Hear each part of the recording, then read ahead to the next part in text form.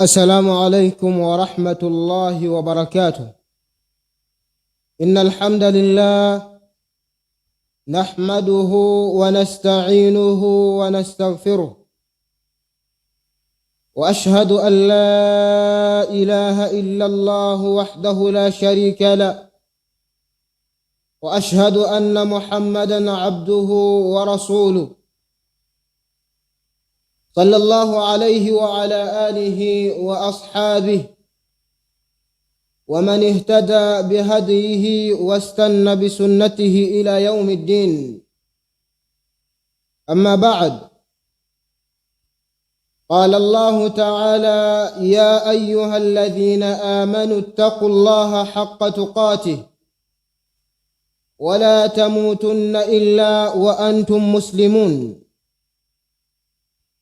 وقال جل في علا: يرفع الله الذين آمنوا منكم والذين أوتوا العلم درجات. وقال نبينا محمد صلى الله عليه وسلم: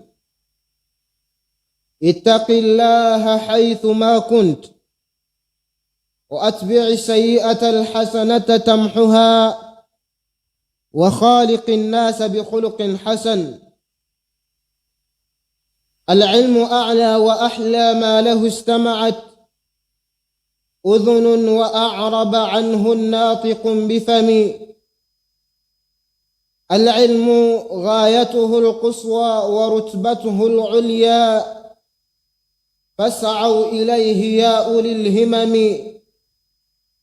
العلم أشرف مطلوب وطالبه لله أكرم من يمشي على قدم. أما بعد، yampuliriza yandaba ntwala akakisa kano n'okuba nti nkulamusa n'ekiramuso wa kitiibwa Allahu subhanahu wa ta'ala kye yatuwa. Ekiramuso ekyo nga kyekiramuso ky'abakkiriza mu dduniya, ate nga mu mbeera y'emu kyekiramuso wa kitiibwa Allahu subhanahu wa ta'ala kye yatulagira okuba nga tukikozesa mu swala zaffe, nga kyekimu kyekiragiro oba kyekiramuso ky'abantu b'omujjana, era nga ekiramuso ekyo wa kitiibwa Allah agenda kuba nga ayaniriza nakyo abakkiriza ku lunaku nga bayingizibwa mu jjana. Tusaba wa kitiibwa Allah subhanahu wa ta'ala atuteeke mu baddu abo. Ekiramuso ekyo tekiri okujjako ekiramuso ekigamba nti assalamu alaikum wa rahmatullahi wa barakatuh.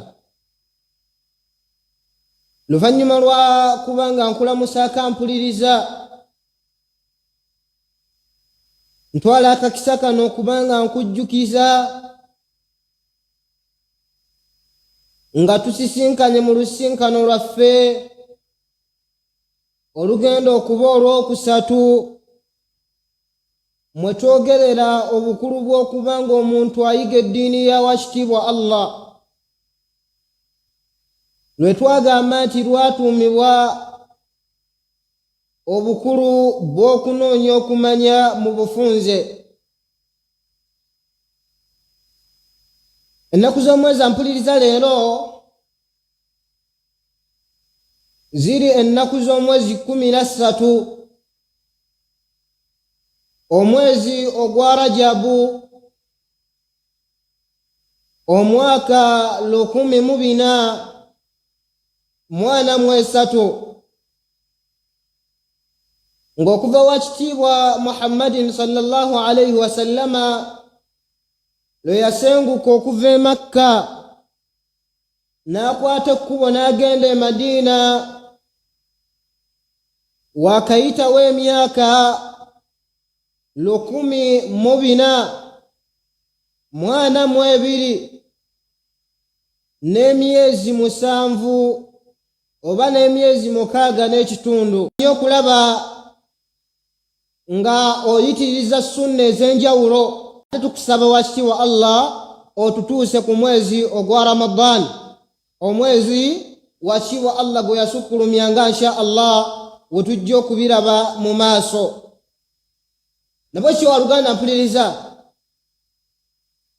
kaseera ka bulamu Allah kakuwadde, bangi nga baaliwo mu Rajabu eri nga tebasobodde kutuuka mweno, bangi nga baali balamu mu Rajabu eri oba Rajabu y'omwaka oguwedde, nga Rajabu y'omwaka guno balwadde bali ku bitanda. Mu mbeera y'emu baali nga baali beetaayaaya balya butaala mu mwezi ogwa Rajabu oguwedde oba omwaka oguwedde mu mwezi gwe gumu ogwa Rajabu, nga bagenze okutuuka mu mwezi guno mpuliriza nga bali mabega wa mitayimbwa.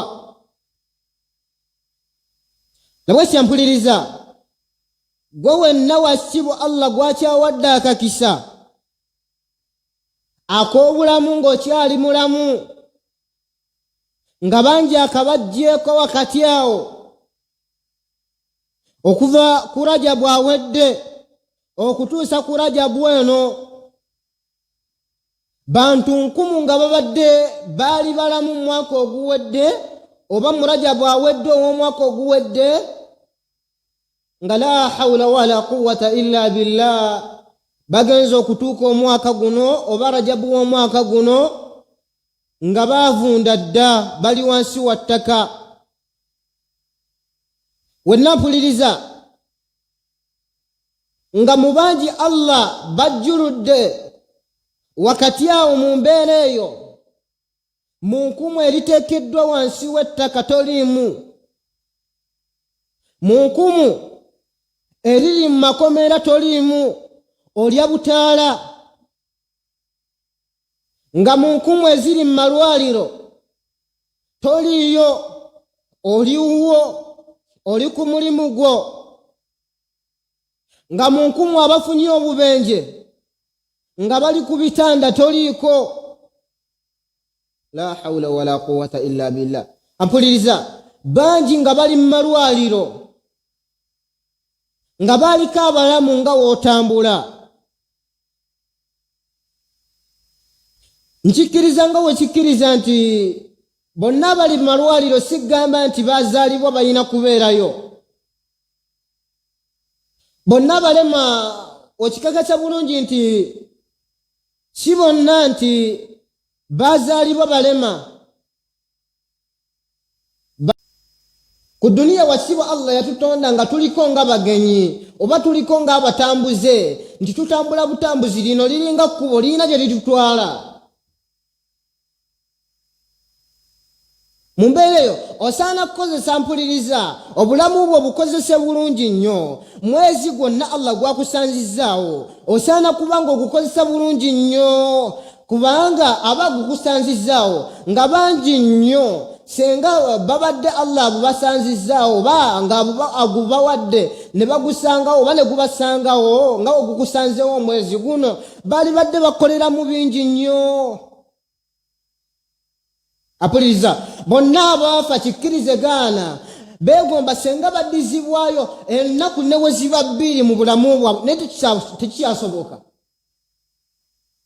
Kigambo kyali kyamumanyi, yagamba nti lumu yalambula entaana, luvannyuma lw'okubanga azirambudde ebigambo byali bingi nnyo ebyaliwo, naye mu mbeera yonna we yali anyumya yagamba nti ab'omu ntaana eyo bimu ku bye bayinza okuba nga boogera ebibakwasa ennaku kaseera konna, bagamba nti ekisinga okuba nga kitukwasa ennaku na'lamu wala na'mal, tumanyi ebiri eno kati twabirabako era tubimanye.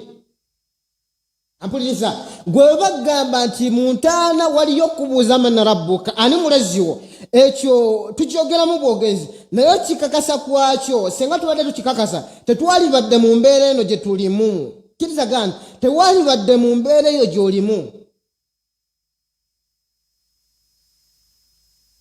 Sengo baddo kikakasa nti bagenda kubuuza ku buli kyonna kyokola era nga okikakasa bulungi nti ogenda kisinkana mu maaso ga wakiibwa Allah kyonna kyokola. Ampuliriza okkiriza gana nti byokola tewali badde si byokola. Ng'okakasa nti sengo badde okakasa nti wakiibwa Allah agenda kukubuuza ku buli kyonna kyokola. Okakasa sente z'oyina eza riba wali badde oziyina. Ngomanyi bulungi nti wakiibwa Allah agenda kukubuuza ku riba oba ku sente z'oyina agenda zikubuuza wali badde oziyina. Kiriza gana tukimanyi nti bagenda bitubuuza ku naye tetubikakasa era tubirowoozaako naye mu kubirowoozaako tetubirowoozaako mu lulowoozaako lubikakasa. Senga tubadde tukimanyi nti bye tukolerera essaawa zino ebitutta ebitumalidde obudde obungi ennyo tugenda bireka ku nsi. Okakasa bye twali badde tukolera. Ampuliriza twali badde tweteekerateekera nnyo wajje tulaga wabula obuzibu bwonna we buva nti tetukakasa nti ku duniya tuuliko kaseera.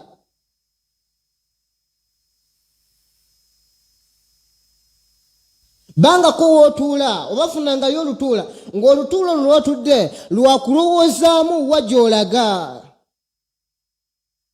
Kaseera kaliba kakwasa ennaku, kaseera kanyiga. Ampuliriza tunuulira nga yenna atwalibwa okuziikibwa, tunuulira nga yenna ateekeddwa mu katanda akatwalibwamu omuntu okuziikibwa, tunuulira nga yenna ateekeddwa mu kaburi ye n'olutunuulira lwakubanga ofumiitirizaamu nti nange kaliba akaseera nga nteekeddwayo. Yenna gendanga okuziika wakati mu kubanga ogenza okuziika. Mpuliriza nga w'ogenza okuziika lowoozangamu fumiitiriza nti nga w'ogenze n'obaako gw'oziika lugenda kuba olunaku lumu naawe bakutwala. Ogenda leero woba ogenze leero n'ogenda n'oziika lw'ogenze lwonna n'oziika waliwo olunaku lwe bagenda okutwala ggwe lw'ovuddeyo waliwo olunaku lwe bagenda okutwalayo nga togenda kuvaayo. Ng'abantu bonna mikwano gyo abaana bo batabani bo bawala bo bakyala bo bonna nga bonna beegatidde wamu bakukwate bakutwaleyo wakati mu kubanga bakututteyo bakulekeyo osigaleyo wekka bwanna munigina. Wakiibwa Allah atandika okubuuza ku byonna bye wakola bonna nga bavuddeyo. La hawla wala quwwata illa billah. Kimu ku binkwasa ennaku wentunula mu kinnya kibateekamu abasiraamu. Mukkiriza yenna fe mu ddiini eyaffe ey'obusiraamu mukkiriza yenna la hawla wala quwwata illa billah waafa tumuzinga mu ssanda ssatu. Ampuliriza bagenda kuzinga mu ssanda ssatu. Kakati byonna byokola mu duniya bikole. Sente zonna zoonoonya togaanibwa zinoonya duniya ginoonye. Era bw'obanga obuuliddwa wonna weeri ne bagamba nti eri Dubai kwate kubo gende oginoonyeeyo, eriwa eri Kenya kwate kubo eri wonna weeri genda oginoonye. Naye beeranga n'ekirowoozo nti mu kuginoonya yonna wakati mu kubanga oginoonya enkomekkerezo ya byonna bigenda kumaliriza biri mu ssanda ssatu. Ate si byonna ogenda sigala wekka. Kaliba kaseera. Mpuliriza aliyimirire waliyimirira. Wakiibwa Allah yasinga okumanyawo tomanyiwo simanyiwo. Ng'oluyimiriro olwo luliba lwakukubika. La hawla wala quwwata illa billah. Oluyimirira luliba lwakukubika. Alikuba akasimu akakwata akakube naye wakati mu kubanga akakuba nga takuba abanja wabula akakuba kubategeeza nti gundi ofudde igwe nanga mpuliriza nga bakubika obanga bambika. Luvannyuma lw'okubanga babika kaseera ko kaliba kakwasa ennaku. La hawla wala quwwata illa billah. Fayatun bajje beekuŋŋaanye bonna banakuŋŋaana bakuŋŋaane. Luvannyuma ziriba ssaawa mu zonna eziriba Allah zasinga okumanya bakukwate bakuzinge bulungi. Kaseera kukalowoozeeko bakukwate bakuzinge bulungi mu ssanda zo. Wayunaadi almunaadi omukowooza ajje mu maaso g'abantu abakoowole abagamba nti as-salatu ala al-mayyit, abange mujje tusalire omufu, akaseera ku nga basalira nze oba gwampuliriza nga bakusalira kaseera ku kalowooze kampuliriza. La hawla wala quwwata illa billah. Bakuteeke mu maaso g'abantu kwolwo bali kukulembeza. Oyinza okuba omuntu asobola okuwangaala mu bulamu bw'edduniya nga takulemberangako swala, wabula kwolwo bali kukulembeza. Bali kukulembeza naye ng'olukulembeza lwe bakulembeza teruliba lwa kusaaza bantu, togenda kubanga osaaza. Abakaaba bali babakaaba. La hawla wala quwwata illa billah. Wentandika okwogera ku ebyo la hawla binkwasa ennaku ampuliriza. Wasiwa Allah yatutekeratekera biki ebiri mu ntaana bye tutagenda kwogerako, naye buli muntu yenna ali mu ntaana. Omusajja oli yagamba nti baliyo bakaaba beewuunya abantu abali ku nsi, ebigambo byabwe bikaseera konna bayinza okuba nga baddiriŋŋana, bagamba nti na'lamu wala na'mal. Baali tugambye senga babadde batusobola tugamba nti na'lamu, ffe tumanyi ebiri eno, emiggo giriyo tugimanyi, omuliro oguliyo gwokya tugumanyi, malayika eziriyo ezikuba emiggo tuzimanyi, emisoto egiriyo tugimanyi, naye kakati tubikakasa bulungi nti gyebiri. Wala na'mal, naye kikwasa ennaku tukyasobola kukola mpuliriza. Wa antum ta'maluna wala ta'lamun, wala ta'lamun, naye ate ffe abali mu duniya tukola bye tukola naye tumanyi. Ampuliriza, wenna jemera Allah kirizagana nti kali bakaseera ako nga bakakutuuseeko bakukwate bakuteeke mu ntaanayo, osigaleyo wekka, malayika zikujire bbiri zikubuuze ku byonna bye wakolanga. La hawla wala quwwata illa billah.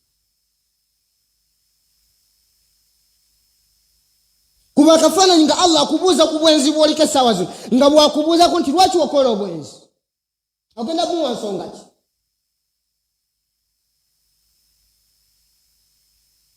Kuba kafaananyi nga wasiba Allah akubuuza ku swala gye waleka lwaki wagireka, ogenda muwa nsonga ki? Ogenda mugamba nti wali okola nnyo, ogenda mugamba nti wali oyina byonoonya, nsonga ki gy'ogenda okuteekawo nga Allah akubuuza? Ampuliriza, nsonga zonna z'oyinza okuteekawo wakati mu kubanga ojemera wakisibwa Allah nga wanaaba akubuuzizza nti lwaki wamujemera, gwe zoolaba ng'ensonga mu maaso ga Allah si nsonga. Okujemera kwa Allah n'ensonga zonna z'oyina simanya okumugattako, kumugattako okwo byonna byeyagala kola shiriki nga weeyagala. Mpuliriza, naye zonna ensonga z'oyinza okuba nga oteekawo, zonna z'oyinza okukola z'oliteekawo ng'oyagala okuteekawo, zonna tezigenda kukola si hujja inda Allah, tezigenda kuwonya mu maaso ga wakitiibwa Allah. Kali bakaseera kampuliriza sike tugenda okwogerako, naye kuba kafaananyi k'abaana bo, kuba kafaananyi ka mukyala wo. La hawla wala quwwata illa billah. Nga mu nsi muneeno nga Allah subhanahu wa ta'ala amaze okujjulula, mu nsi nga musigaddemu abaana bo, batabani bo basigaddemu bawala bo, mukyala wo gwe walinga oyagala nnyo asigadde ku duniya, bali babafaanana bati, bagenda sigala bati. Ampuliriza, ate gwe gy'olaga ogenda gendayo, ogenda weteeketekeddeyo oba toteeseteeseeyo, wobanga toteekateekanga yampuliriza fuba olaba ng'oteekateekayo, kubanga wonaaba toteeseteeseeyo bigenda kuba maziga na biwoobe. Kyensembyayo ku nsonga eyo, mumanyi ayitibwa Bahlulu yali musajja yali ayina takuwa, yaliwo ku mulembe gwali gwa mukulembeze yali ayitibwa Harun al-Rashid. Bahlul yali musajja yalina takuwa okutusiza ddala abantu we baatuuka ne bamuyita al-Majnun, omuguwa eddalu, olw'ensonga nti edduniya yali yagita n'ebikwatagana ku dduniya, nga ye ebibyo yabikwasa wakitiibwa Allah. Mbeera eyo bwetyo bantu batandika okumuyita omulalu. Kyensembyayo ku nsonga eno mpuliriza, luvannyuma lw'okubanga embeera efaananako bwetyo, olunaku lumu yaliko waali kigambibwa nti yateranga okugenda nnyo okulambula entaana kubanga nabiyuna Muhammad sallallahu alaihi wasallama lumu mu bigambo yogera yagamba nti kuntu qad nahaytukum an ziyarati alqubur abanga nalinna bazizako okulambula entaana naye olwaleero mbakkiriza mugende fazuruha muzirambule mufubenga akafaananyi nti nabo bagenda kwebasawa. Bahlulu rahimahullahu ta'ala wasiwa Allah musa takabira obonna bavunda ne bagwawo tebakyayogerwako tebakyamanyikiddwa. La hawla kali bakaseera kampuliriza kaseera kano osobola okutunula mu nsi yonna n'onoonya abamu ku bantu ababadde ab'amaanyi nga tukyabalaba. Kali kakaseera nga tuyinza okwogerako nga Sheikh Muzata kubanga buli muntu yenna amumanyi nga Uganda wanena amanyikiddwa ne mu nsi endala ez'amaanyi nga amanyikiddwa. Wakati mukubanga amanyikiddwa ng'era waba anoonyezebwa osobola omukubira akasimu n'omubuuza nti nkusange wa Sheikh mbadde nkwagalamu essaawa zino mpuliriza tali ogenda munoonya wonna ogenda munoonya taliimu mu nsi ogenda munoonya makomera taliyo sigamba nti yasibwa makomera taliyo kaseera kali kutuuka kampuliriza nga oba kunoonya makomera toliyo mu mbeera yamu omunoonya malwaliro g'ensi yonna abage Uganda talimu ate siga Uganda yokka wabula ag'ensi yonna talimu sekyo kyokka mpuliriza obanga ovudde kugensi yonna ku malwaliro ne w'omunoonya mu mizikiti talimu ne w'omunoonya mu bifo bisanyukirwa mu taliyo tolina ogenda musanga mu nsi kali bakaseera kampuliriza nga bakunoonya mu nsi mwonna nga tewaliwo basobola kusanga nga obanoonya muzaate essaawa zino nga tewaliwo osobola musanga nga wonoonya Sheikh Abdul Karim Sentamu abamumanyi baali bamumanyi abaalinga bamwagala baalinga bamwagala nakati abamwagala gye bali naye essaawa zino baba nga bamunoonya tewakyasobola musinkana. Kali kakaseera nga Amini amanyikiddwa essaawa zino talimu ne w'omunoonya si makomera si ku nnyanja si ku lukalu si wa wonna wayinza okubanga omunoonya tolina ogenda musinkana. Kali bakaseera kampuliriza bakunoonye mu nsi yonna nga tewaliwo bayinza kusanga okuggyako mu ntaanaayo nga wasiwa Allah yakusalirawo n'abeera nga akusinkana. Nibwe kyampuliriza fuba nnyo ng'oteekate okulaba ng'oteekateeka olunaku lwolwo lw'ogenda okuddizibwa mu maaso ga wasiwa Allah. Fuba nnyo okulaba ng'oteekateeka kaseerako k'ogenda okuddizibwa eri mu maaso ga wasiwa Allah. Fuba nnyo okulaba ng'okateekerateekera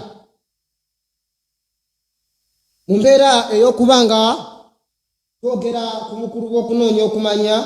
Ampuliriza kimu ku bimu by'olina okuteeka mu bulamu bwo kaseera konna kimu ku birina okubanga bitambulira mu bulamu bwo kwe kubanga onoonya okumanya eddiini ya wasiibwa Allahu subhanahu wa ta'ala. Mukkiriza yenna ampuliriza yenna anayagala okubanga yeetekeratekera wajalaga yenna anayagala okubanga yeetekeratekera mu butuufu bw'okubanga yeetekeratekera okusinkana wasiibwa Allah yenna anayagala okubanga ateekateeka mu butuufu bw'okuteekateeka entaana ye byonna by'alina okubanga atandikirako kwe kusinza Allah agenda kusinza atya Allah kimu ku by'alina okusooka okuteeka mu nkola kwe kunoonyereza man huwa Allah okusomani Allah okutegeera obusukkulumu bwa Allah okusoma eddiini ye agitegeere. Ampuliriza ng'oyagala okutendereza wasiwa Allah mu butuufu bw'okumutendereza mu butuufu bw'okubanga omusinza kimu ku by'olina okutandikirako kwe kusoma eddiini yo.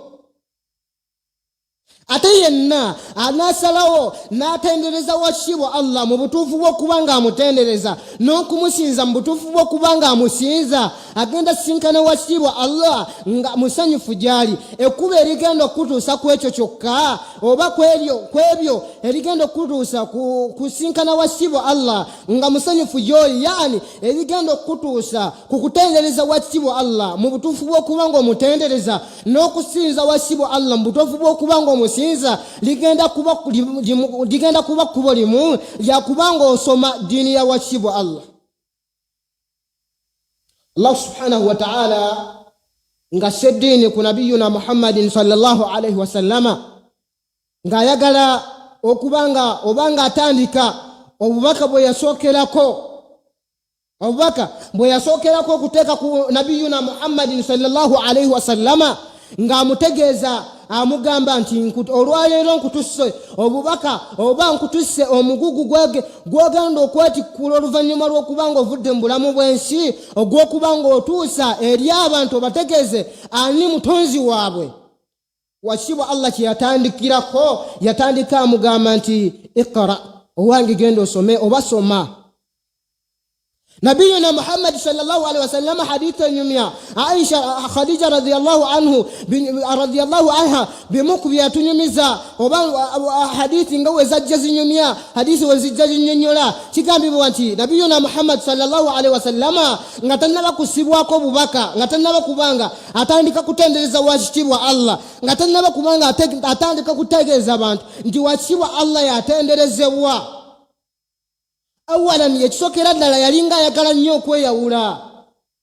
Wakati mu kubanga yeyawula tekwalinga kweyawula nti kwa kwejalabya, wabula yayagalanga okunoonyereza biki ebikwatagana ku ye Mutonda ng'alowooza nnyo abinoonyerezaako nnyo.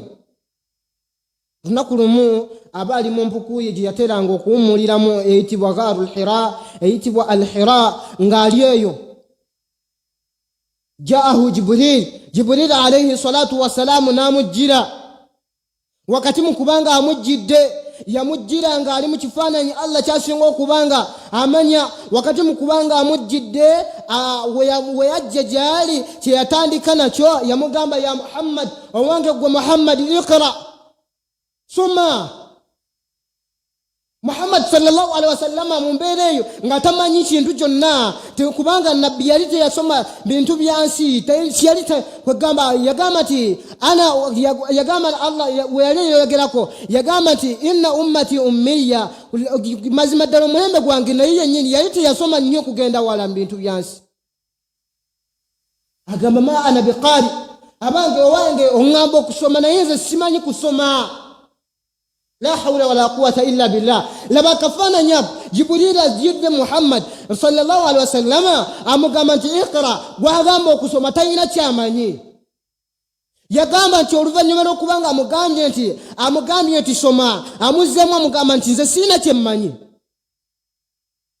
Yamukwata olukwata n'amunyiga. Nabbi agamba nti yankwata olukwata n'annyiga olunyiga.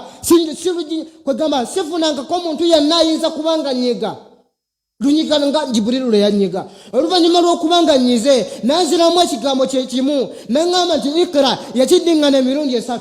Oluvannyuma n'amugamba nti iqra bismi rabbika alladhi khalaq, owange soma. Ng'osoma ki? Yogera ku bitendo by'omutonzi we yakutonda. Iqra bismi rabbika alladhi khalaq, yakutonda yatonda ebintu byonna ebiri mu nsi muno. Alladhi allama bil qalam, oyo yatonda wasibu Allah, yatonda byonna bye yatonda. Luvannyuma lw'okubanga abitonze nga wakati tannaba bitonda yasooka kutonda kalamu, n'agiragira, n'agiyigiriza, n'agisomesa, n'agiragira nti wandiika byonna maqadira al khalaiqi, ebintu byonna bigenda okubeerawo mu nsi.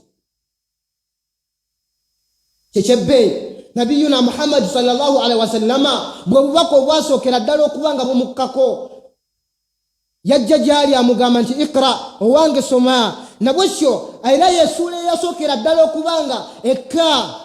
Abanyi bagamba nti lwaki gye yasooka okukka, kubanga nti obukkiriza bw'omuntu bwonna anaaba omukkiriza, anaaba ayagala okuba omusiraamu, otubuufu bw'okuba musiraamu, anayagala okuba nga yeetekerateekera olunaku lwagenda okuddizibwa mu maaso ga wasiibwa Allah, mu butuufu bw'okubanga yeetekerateekera ekkubo liririmu lya kusooka kunoonyereza na kuyiga biki ebikwatagana ku ddiini ye.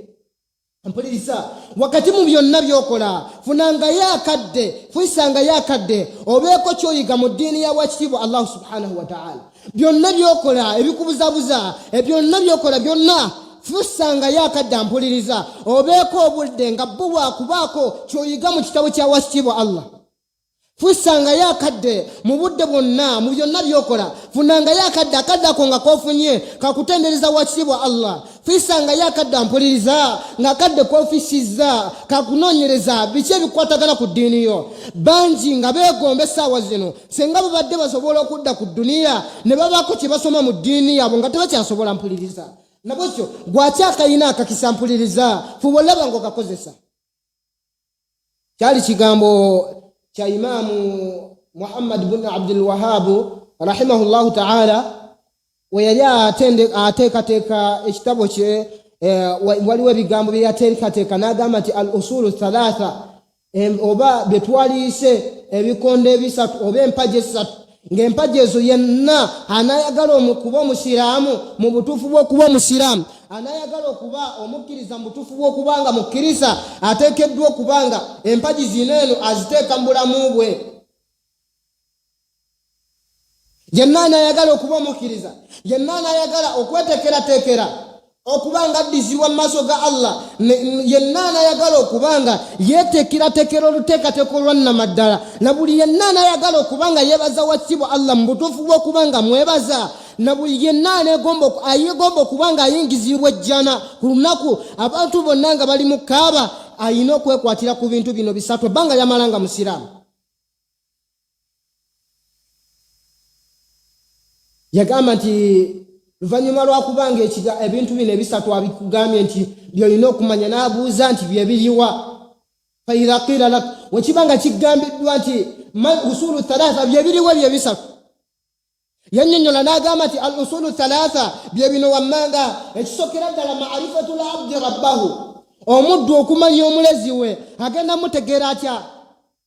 Yagamba ma'rifatul abdi rabbahu ye muntu okubeera nga agenda asoma n'anoonyereza ebikwatagana ku mulezi we yamutonda, n'anoonya ebikwatagana ku wasibu Allah, n'asoma n'abikenkukamu. Ma'rifatul abdi rabbahu, omuntu okubanga ategeera nti wasibu Allah ye yamutonda, n'atakomaawo n'ategeera n'ebikwatagana ku mulezi we, n'ategeera nabiki wasibu Allah byayagala mu mbeera y'emu. Ma'rifatul abdi rabbahu wa dinuhu, n'okumanya ebikwatagana wa dinahu, n'okumanya ebikwatagana ku ddiini ye. Ekyokubiri wa nabiyahu, n'okumanya ebikwatagana ku nabbi we. Ensonga satu. Yagamba nti omuntu yenna anayagala okuba omusiraamu mu butuufu bw'okuba omusiraamu, anayagala okuba omukkiriza mu butuufu bw'okuba omukkiriza, oluvannyuma lw'okubanga anywazezza empagi z'obusiraamu zino ettaano, ateekeddwa okubanga bino ebisatu abirina. Ekisokera ddala ma'rifatul abdi rabbahu, okunoonyereza ebikwatagana ku ddiini yo. Ampuliriza, kiki ky'omanyi ku mulezi wo? Bw'obanga obuuziddwa biki ebikwatagana ku Allah wo, omumanyiko kyenkana ki? Ekyokubiri wa dinahu, ebikwatagana ku ddiini yo. Biki by'omanyi ebikwatagana ku ddiini yo? Bangi nga tebabimanya, essaawa zino bali mu maziga. Wa dinahu. Ekyokusatu wa nabiyahu, ebikwatagana ku nabbi wo. Byebintu ebyo bisatu. Ebintu ebyo bisatu byonna ekibireeta kigenda kuba kintu kimu, kyakubanga onoonyereza al-ilmu n'ogenda osoma. Nabwe kyampuliriza, fisanga yakadde mu budde wakiwa Allah bwakyakuwadde, fisanga y'obudde funanga yakadde mu lunaku olwo nga akadde akukofiisizza kakusoma bikwatagana ku ddiini yo, kakusoma ekitabo kyo Qur'an. Ekitabo kyo Qur'an, gwe ne Qur'an kaseera konna weebuuzenga, funanga yakadde mpuliriza, weebuuzenga oyimiridde otya ne Qur'an, oyimiridde otya n'omulezi wo mu kumumanya, omumanyiko kyenkana ki? Kikwasa ennaku nga bangi muffe we baba batubuuziza ne bakubuuza nti tunnyonnyola ebikwatagana ku Allahu. Tukimanyi nti Allah ye Allah era mutonzi, ebyo bye tumumanyiko. We bakubuuza ebisuseekaawo tobimanyi, ampuliriza. Kikwasa ennaku ampuliriza nga mu ddiini ye ey'Obusiraamu omusajja asobola okuyimirira wali n'akwegamba n'aleeta challenge mu ddiini ey'Obusiraamu, n'akubuuza mu ddiini ye ey'Obusiraamu nga byakubuuzisa byonna tobimanyi. Ampuliriza, kikwasa ennaku nga oba bakuyimirizaawo ne bakugamba nti tubuulire ku nabbi wa Muhammad sallallahu alaihi wasallam, osobola kumwogerako ki? Ng'osobola kumwogerako kimu nti Muhammad mubaka wa Allah, nabbi wange. Ebyo byokka kikwasa ennaku ampuliriza. Nabwekyo funanga yakadde ampuliriza ng'akadde ako mu lunaku, mu mwezi, mu mwaka, ng'akadde ako kakusoma bikwatagana ku ddiini yo. Ekyo woonaaba nga okitadde mu bulamu obwo, n'obeera nga okiwaakadde, onooba nga kwegamba okifunirayo, ogenda kusinkana wasibu Allah subhanahu wa ta'ala nga musanyufu gy'oli. kibadde kigambo oba ensonga yaffe gye tuzze nga twogerako obusukulumu oba obukulu bw'okubanga omuntu anoonyereza ebikwatagana ku wasiwa Allah, obusukulumu bw'okubanga omuntu amanya eddiini ye n'okubanga omuntu asoma eddiini ya wasiwa Allah subhanahu wa ta'ala. Kyensembyayo obamanyi bagamba ebigambo bye natandise nabyo ne tugamba nti twagambye ebigambo bye nayogedde nti al-ilmu ashrafu matlubin wa talibuhu lillahi akramu man yamshi ala qadami. Yagamba omumanyi n'agamba nti al-ilmu omuntu okubanga afunayo akadde n'anoonya ebikwatagana ku ddiini ye, okunoonya okumanya kyekyebeeyi ekisingira ddala, era kyekintu ng'omuntu senga oba ekintu ekinoonyezebwa. Yagamba al-ilmu ashrafu matlubin, elimu oba okunoonya okumanya kyekintu ekyebbeeyi ekisinga mu bintu byonna binoonyezebwa mu nsi muno.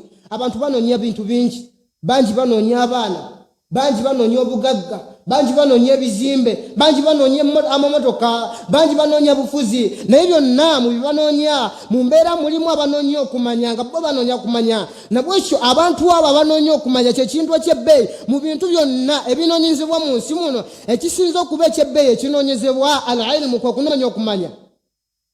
Omuntu yenna anoonya okumanya tomugeraageranya na bintu byonna, tomugeraageranya na bano banoonya bya duniya. Omuntu yenna anoonya okumanya, anoonya ebikwatagana ku ddiini ye, oyo ali wala nnyo, ali mulevuza waggulu nnyo, ali madaraga waggulu, tomugeraageranya. Yagamba nti wa talibuhu lillahi akramu man yamshi ala qadami. Na buli muntu yenna anoonya okumanya ebiddiini ya wasiwa Allah, abantu bonna abanoonya okumanya abasoma eddiini ya wasiwa Allah subhanahu wa ta'ala, lillahi akramu man yamshi ala qadami. Abantu we batyo be basinga okuba mu maaso ga wasiwa, mu maaso ga wekitiibwa Allah nga bebebbeeyi. Ku nsi kuno tewali muntu agenda kuba wanga wabbeeyi, tewali muntu agenda kuba mugagga mu butuufu bwa kuba mugagga, gwe nawoona mulaba nga mwavu nga yasembayo. Tujja kyogerako insha Allah ku lusinkana lwaffe oluddako. Newoona omulaba nga muntu wa wansi tamanyikiddwa naye nga talibul ilm ayina kyanoonya mu ddiini ya wasiwa Allah, oyo tomugeraageranya n'abasigadde, tomugeraageranya ku pulezidenti w'egindi, tomugeraageranya ku bagagga. Nabwe kyampuliriza funanga yakadde mu budde bwo Allah bwakuwadde nga kakunoonyereza bikwatagana ku ddiini ya wasiwa Allah subhanahu wa ta'ala. Kyensembya yampuliriza mu lusinkana lwaffe luno, lunaku lugenda kuba lumu, lunaku lugenda kuba lumu, bujja kusyanga obwakedde olwaleero. Bangi nga bwakedde eggulo nga obukedde olwaleero, wakati mu kubanga eggulo bwakedde bwagenza okuziba nga wasiwa Allah ekyobulamu akibajjeeko. Nabwekyo n'olunaku olulwo lugenda kujja weerutyo, bujja kutya nga obwakedde olwaleero, wakati mu kubanga bukedde wasiwa Allah bukeere bulungi nga tebugenda kuziba ng'oli mulamu. Nabwekyo kozesa akakisa Allah kakyakuwadde wobanga okyalina ekyobulamu okubanga osoma ebikwatagana ku ddiini yo. Wasiwa Allah subhanahu wa ta'ala yagamba nti yarfa'illahu alladhina amanu minkum walladhina utul ilma darajat. Allah subhanahu wa ta'ala asukurumya abakkiriza abasukurumya, nabo bonna abasoma eddiini ya wasiwa Allah abasukurumya. Nabwe kyampuliriza funanga yakadde ng'akadde ako kofunye kakubanga osoma ebikwatagana ku ddiini yo eyo wasiwa Allah subhanahu wa ta'ala. Kyensembyayo mukutu gwaffe guno ogwa Tahira Islamic Online School oba Tahira Islamic Center yatuleetera embeera za mirundi ebiri nga zonna zakubanga tufuna ku mpeera. Empeera esooka yey'okubanga tunoonya okumanya ebikwatagana ku ddiini yaffe n'okusoma eddiini ya wasiwa Allah, mu kusoma nga tukozesa emitimbagano, ng'okozesa essimu yampuliriza ng'oliwo ewaka omukaddeko konaaba ofunye mu budde mu ddakiika 5 mu ddakiika 15 zonaaba ofiisizza ku mulimu gw'okola gwonna, ng'osobola okuba ng'osomeramu ekitabo kya wasiwa Allah, osobola okusomeramu hadithi, osobola okusomeramu ebintu byonna by'oba oyagadde, edduwa ez'enjawulo, osobola okuba nga osomeramu byonna by'oba oyagadde. Naye nga ebintu ebyo by'osoma obisoma ng'obisomera ku ssimu yo ewakaawo ku mulimu gwo, nga tewali kikutataganyiza, nga tewali muntu yenna agenda kubanga akukola ki akutawaanya, nga tewali agenda kubeera nga ajja akubuuzeebuuze nti ate lwaki okola ki ng'oli wampuliriza. Nabwekyo tufubola bampuliriza nga emitimbagano nga gino wasiwa Allah subhanahu wa ta'ala gyatuleetedde okubanga tusome eddiini ye tugikozesa. Ampuliriza omukutu guno eno fuba olaba nga